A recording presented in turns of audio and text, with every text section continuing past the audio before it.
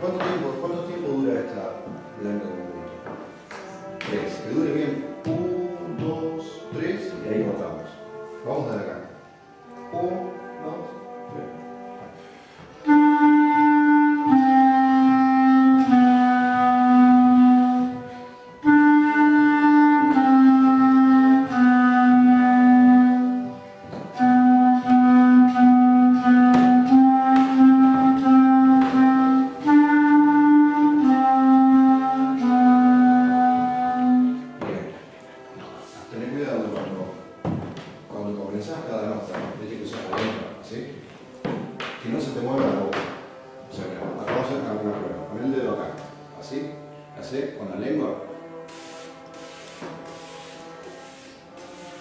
Que no se mueva esto, ¿ves?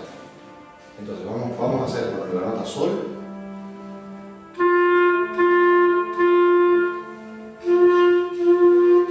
Eso, sin mover acá, sin mover la pena, la mandíbula.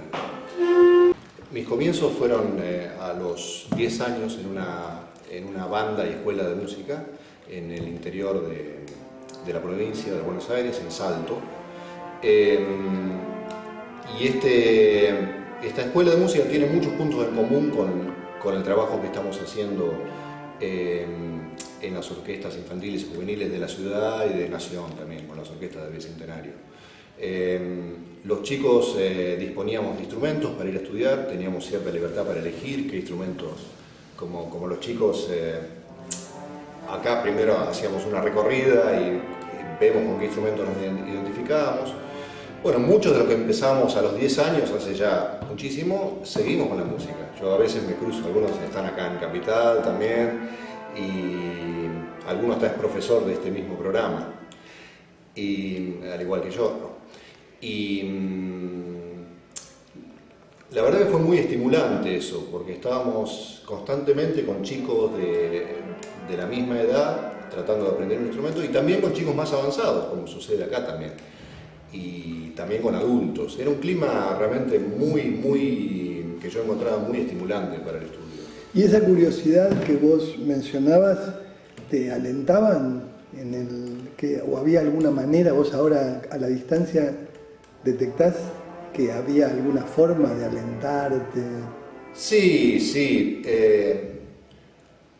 Yo reconozco que tenía facilidad. Entonces, desde el comienzo, naturalmente yo creo que tenía que tocar algún solo o al poco tiempo era primer clarinete, no sé, entonces y había, sí, yo me sentía muy alentado por los profesores en ese momento, por los compañeros, sí. ¿Cómo elegiste el clarinete? ¿Fue tu primer instrumento? No, en realidad el primero fue el saxo y también toqué un poco de batería en ese momento y tocaba en grupos, tocábamos en bailes, en fiestas, era sobre todo baterista y seguía estudiando el saxo. Después me insistía mucho con que el clarinete era un mejor instrumento. Me decían, no, tenés que tocar el clarinete es mucho mejor. Y me convencieron, porque todos los días me lo decían.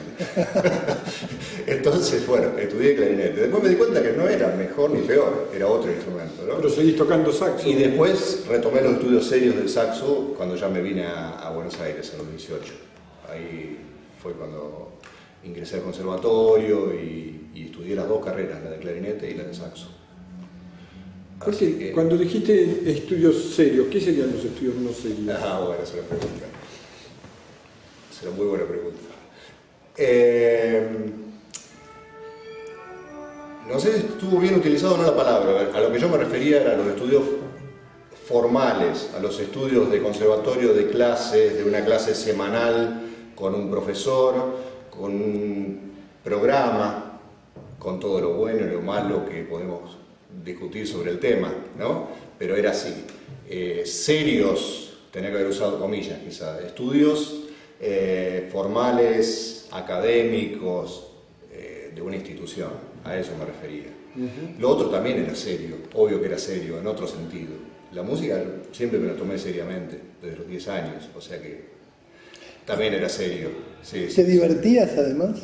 Sí, me divertía mucho. ¿Y te aburrías? Sí. Sí, había cosas que no me gustaba tocar. ¿Qué pasa cuando uno se aburre? Porque ese es el tema, es un tema que muchas veces creo que todos escuchamos, y los chicos se aburren. Chicos, las chicas, no importa, pero digo, ¿no? ¿Qué hacías vos con tu aburrimiento? No, yo creo que lo que me ayudaba era tomar conciencia que eso era solamente una parte de la cosa. O sea, está bien, me aburría tocar un pasodoble, que se llama, no sé, El Gato Montés, un pasodoble que tocábamos, pero tocábamos todos los ensayos, y la verdad que hasta el día de hoy me acuerdo, ¿no? Y yo ya estaba con eso, basta, cuando decía el gato Montés, además de los juegos de palabras que hacíamos y esas cosas de niños. Y no tanto. Como habrás observado, estamos acá reprimiendo las ganas de decirlo. Pero sí, por eso lo mencioné, porque ya, si no lo decía yo, le voy a decir a ustedes. Digo, bueno, ya estoy expuesto en la cámara. Sí, obvio que había momentos de aburrimiento, pero yo tenía conciencia de que era un rato nada más y a mí me gustaba la música. ¿Los profesores colaboraban? O sea, ¿qué te decían los profesores cuando frente a eso? ¿Les decías que te aburría, que no te gustaba? Sí, pero no había lugar para eso. Era, bueno, toquemos. Sí, otra vez, bueno, sí, vamos. No me daban bola, la verdad que no me daban bola. ¿Y vos con tus alumnos, cuando alguna vez te debe haber dicho, o yo me equivoco, uy, qué aburrido que es esto, o no estoy motivado? Viste que hay unas palabras que justamente esta parte, para lo que vamos a utilizar, es sobre aburrimiento, motivación, herramientas pedagógicas, son todas palabras, frases hechas y palabras extrañas, ¿no? Como medio de la mecánica popular, herramientas. Y entonces, ¿qué haces vos porque yo te vi con muchos chicos? ¿Y qué pasa cuando alguno te dice me aburro, Mirá, no me gusta? yo veo que a veces me dicen me aburro cuando ellos piensan que ya les sale. Entonces, esto ya me sale. Entonces, cuando yo veo que es eso, que sucede eso, trato de darle alguna vuelta de tuerca. Quiero decir, más rápido, claro. O más, y especialmente al que dice que se aburre, lo desafío de alguna forma.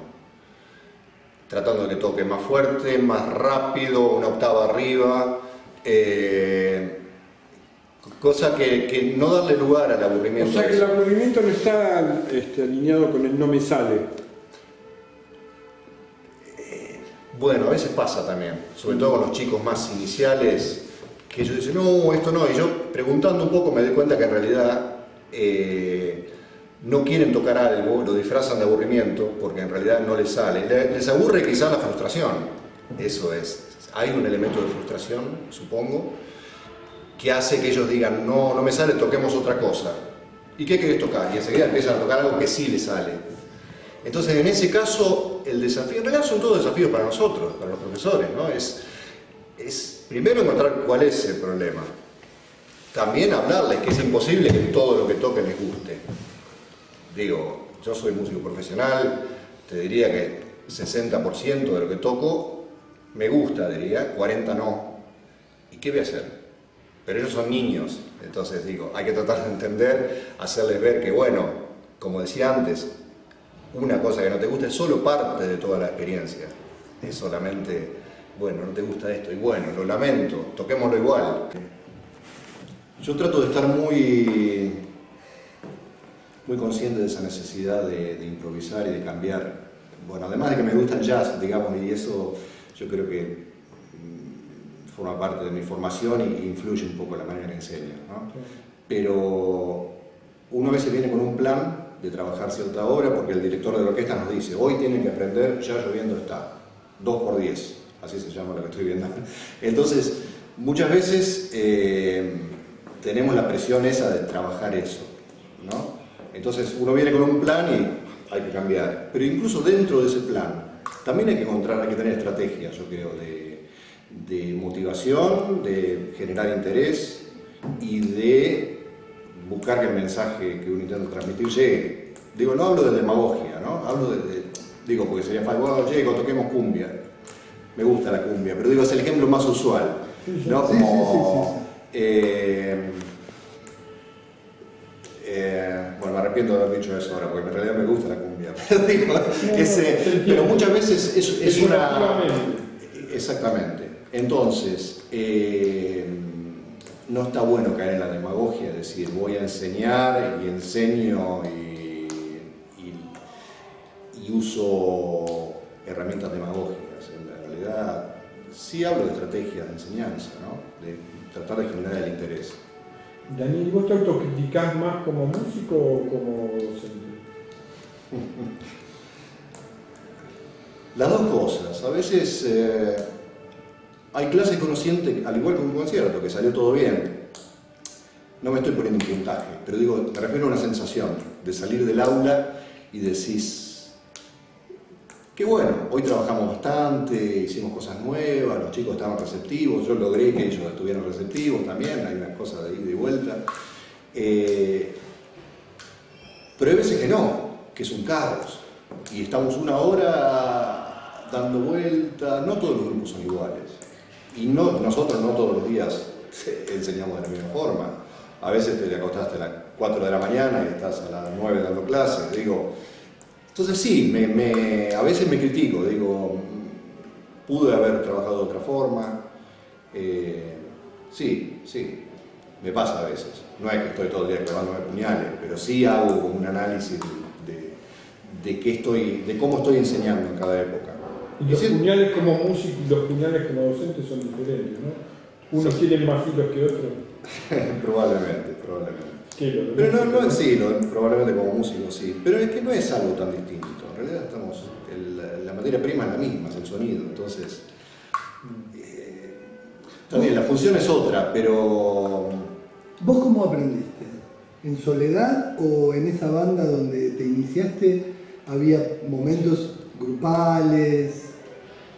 Sí, no era igual. Las clases eran individuales en realidad, pero en un entorno, los chicos estaban escuchando la clase. Entonces uno pasaba y tocaba la lección, pero era una lección uno a uno. El profesor, el alumno, pero los otros chicos escuchaban, claro, era así. Pero el elemento grupal social estaba en lo que seguía eso, que eran los ensayos. Que por ahí sucedían otro día o a la noche, pero los ensayos obviamente sí, claro, era una experiencia de intercambio y de ayudarnos entre nosotros. Sí, estaba buena. ¿Cómo aprendí yo? Bueno, aprendí un poco, como digo, de esa forma en los inicios. 8 años después vine al conservatorio y tuve la enseñanza que todos tuvimos en el conservatorio, una enseñanza donde hay mucho para criticar probablemente y mucho para valorar también, porque tuve en esa época un par de 2 o 3 profesores realmente muy buenos que hasta el día de hoy sigo usando sus enseñanzas, ¿no? La diferencia con esto me refiero a las orquestas infantiles y juveniles de la ciudad o del Bicentenario en Nación, donde a veces también trabajo capacitando a profesores y alumnos. La gran diferencia es que en este caso trabajamos grupalmente. ¿Vos ya habías trabajado grupalmente o fue algo que... No, yo confieso, yo soy un converso en ese sentido, porque en los orígenes de este proyecto, un colega, Guillermo, solista de la Sinfónica Nacional, me convocó para hacer reemplazos algunas veces en Villa Lugano, que fue la primera orquesta. Y la verdad que no me cerraba por ningún lado. No, tengo que decirlo. Yo decía, aprender canciones.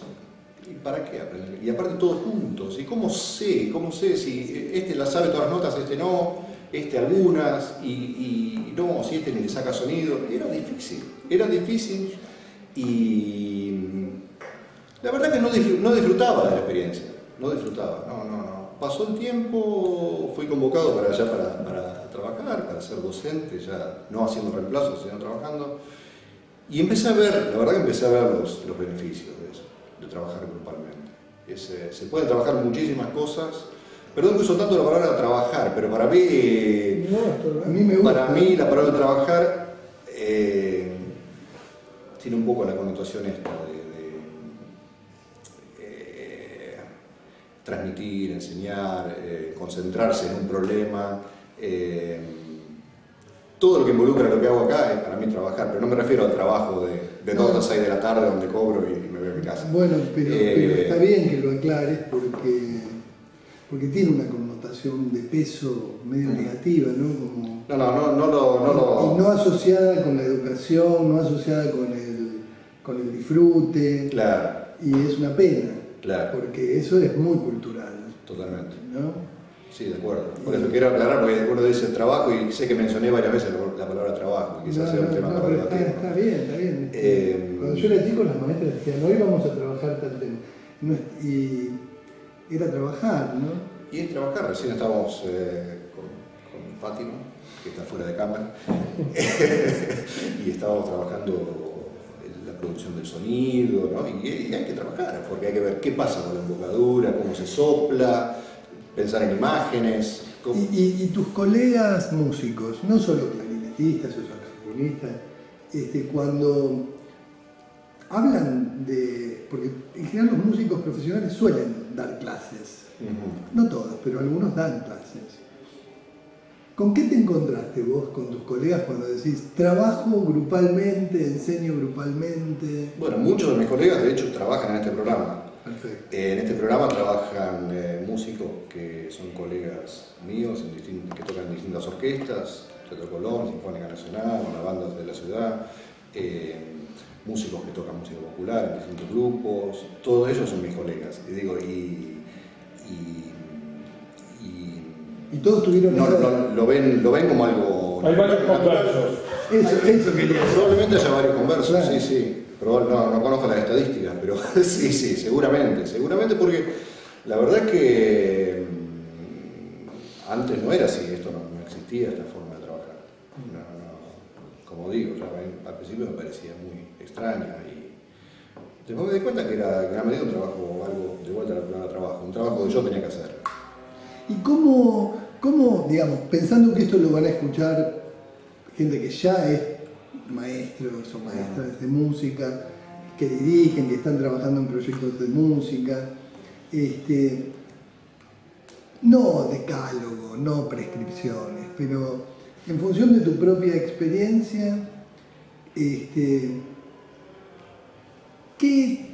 que ahora se usa la palabra tips, que a mí no me gusta mucho, pero ¿qué les dirías? Que no como consejos, pero ¿qué les dirías? ¿Con qué se pueden encontrar? ¿Con qué dificultades? ¿Cómo convences a un chico de que trabaje? Y que hay una parte de todo este asunto que es en soledad. Cuando se llevan la partitura a la casa y tienen que sentarse solos, bueno, ¿cómo manejás eso? ¿Se entiende la pregunta? Sí, se entiende. Mirá, no sé si me quiero poner en la posición de dar consejos. No, simplemente claro, puedo contar la forma en que yo me desenvuelvo. En realidad, el gran elemento distintivo de esto es que son clases grupales. Por lo demás, son clases de música. Digo, ¿qué hay en una clase de música? Y bueno, sobre todo de clarinete, se trabaja el sonido, la emisión del sonido, la postura, técnica, escalas, arpegios, se trabaja en estudios escritos por instrumentos, lectura. Últimamente me estoy dando cuenta que los chicos tienen mucha facilidad para imitar, pero muchas veces el elemento de la lectura queda relegado a un segundo plano. Entonces, retomando el tema anterior, si yo reviso o no, o me critico cuando salgo de alguna clase, sí, muchas veces me pasó, digo, pero los chicos no están leyendo nada. Entonces me voy y digo, bueno, ¿qué pasa? ¿Qué puedo hacer para que empiecen a leer un poco? Que sean independientes, que puedan tomar una partitura y trabajarla, ¿no? Y ver de qué se trata. Entonces, como digo, sonido, lectura, técnica, el repertorio de la orquesta. Muchas veces tratamos de que los chicos toquen en la orquesta lo antes posible, aunque sea con canciones muy simples, pero que integren la experiencia que forman parte de la experiencia colectiva de tocar, no solamente de la clase, sino de la orquesta, donde están sus pares, no solo del instrumento como en una clase, sino de toda la orquesta. cuerdas, percusión, y ese es un gran punto de inflexión para ellos, ¿no? El entrar a la orquesta. Y tratamos de que eso sea lo antes posible. Entonces, también trato de que los chicos tengan las partituras y se insiste, yo creo que todos hacemos eso, que en la medida de lo posible, cuando ya se llevan el instrumento para practicar en la casa, que puedan practicar, que tengan un espacio para ellos donde puedan practicar y aprender las partituras que estamos tocando. ¿Vos le tenés miedo a ser exigente, por ejemplo? No le tengo miedo, pero trato de no ser cruel. Digo, son niños, son por ahí más sensibles que un adulto, ¿no? O sea, que se puede exigir sin crueldad. Sí, trato de que así sea, obvio, sí, absolutamente. ¿Y tenés alumnos tan jovencitas como Sí. estas dos niñas? Ellos tienen ¿Y tenés alumnos? 8. Ahí, 8. Entre las dos no hacemos un mayor de edad. 16. 16. Después ya pueden votar, tienen que ir las dos juntas. Sí, hay... Y tenés alumnos grandes también. Y alumnos grandes también, que empezaron algunos a la edad de ellos, otros empezaron un poquito más grandes y siguen estando en la orquesta. Sí. Y Sobre todo, algunos esto clásicos. pasa sobre todo en las sedes más antiguas, Claro. como Villa Lugano, Retiro. Sí, claro. Bueno, así que nosotros tenemos un problema, entre comillas, ponele, pero que se ponen de moda algunas palabras y se instalan y después nadie, o sea, no es que nadie, pero desaparecen como ciertos cuestionamientos y entonces hay como un nivel de autoexigencia sobre la base de esas ideas, motivar, no aburrirse, como si fueran cosas y muy vinculadas a lo deportivo, finalmente, ¿no? Porque uno parece como si se hubieran instalado palabras que se usan mucho en los deportes, sobre todo en el fútbol, en otros campos de la vida y del conocimiento. Entonces, como para redondear, no hay que tener miedo al aburrimiento y hay que ver qué hacer, ¿no? A ver si te entendí bien. Uno como profesor, como adulto, bueno, ver qué hace con eso, y ahí hay algo de cómo se mueve uno como profesor. Eso por un lado, ¿no? Sí. Y después la motivación, para borrar un poco la palabra, yo le pondría despertar la curiosidad, Sí. ¿no? Vos decías que ya eras un chico curioso cuando Sí. se inició. Sí. Bueno, ¿cómo hacer para despertar y cómo hacer para conservar esa curiosidad? ¿Estás de acuerdo? Totalmente de acuerdo. La otra cosa que me gustaría agregar es la cosa esta de que existe con respecto al éxito o a pasé de año. Acá no pasan de año los chicos. Siguen estudiando y siempre hay algo más para aprender. Y no es que si hacia fin de año no se aprenden todas las escalas mayores, el año que viene repiten o quedan afuera. No, y eso es algo que es muy distinto a lo que sucede con la enseñanza convencional, la enseñanza, qué palabra se antes, seria, formal. Porque hay tiempo. ¿Cuál es el problema? Cada chico tiene su tiempo aparte, ¿no? Y eso es lo que tenemos que aprender a respetar también, me parece, ¿no? Y no todos los chicos nacieron para ser músicos, la verdad es esa. O sea, lo bueno es que tengan la posibilidad de probar, pero yo no estoy formando profesionales, no estoy formando niños que después van a ir como paso obligado a tocar en una orquesta o a no sé, a lo que sea, a llenar un estadio de fútbol. Claro. Pero la música los va a acompañar probablemente el resto de su vida. Quizás sin sí o quizás necesidad no. de pensar. Quizás sí o quizás no. Claro. Hay chicos que prueban 1 o 2 semanas, Claro. pero probaron, tuvieron el instrumento y probaron. Y otros que dicen, listo, yo veo, me acuerdo, ¿no? Fátima, acá fuera de cámara. Fátima fuera de A casa. vos te gustó el clarinete enseguida, ¿no? Y a vos también, ¿no? ¿O no? Enseguida ellos recorrieron, probaron todos los instrumentos y tuvieron la posibilidad de Che, para no cortarles a Fátima, mi Sí, compañera sí. de la clase. ¿Hay una correlatividad entre curiosidad y pasión? Sí, directa, me parece a mí. Sí, ¿Y que tiene en que mi ver caso, con sí. los años o puede haber alguien desde chiquito que ya sea apasionado? Es una buena pregunta. No, en mi caso lo sentí siempre, pero no sé, no me animo a decir si siempre es así o no. Pero vos no te acordás que decís que siempre fuiste muy curioso, que hubo un momento en que esa curiosidad se convirtió en una pasión por la música. Probablemente en la adolescencia, en mi caso, sí. Probablemente la música ocupó un lugar mucho más importante en ese momento. Sí. Bueno, muchas gracias. La última cosa, porque esto cierra con ¿cuál fue la primera cosa que aprendiste con el clarinete? ¿Te acordás? El primer tema. Sí, me acuerdo. A ver. Y cerramos con eso. Esto es lo primero que aprendió el profe, ¿eh? A ver si se acuerda y a ver cómo le sale. Sí. Primero lo tocaba así yo.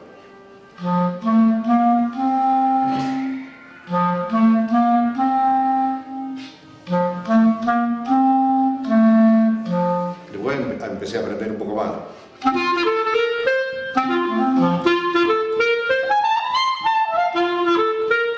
Y después un poco más.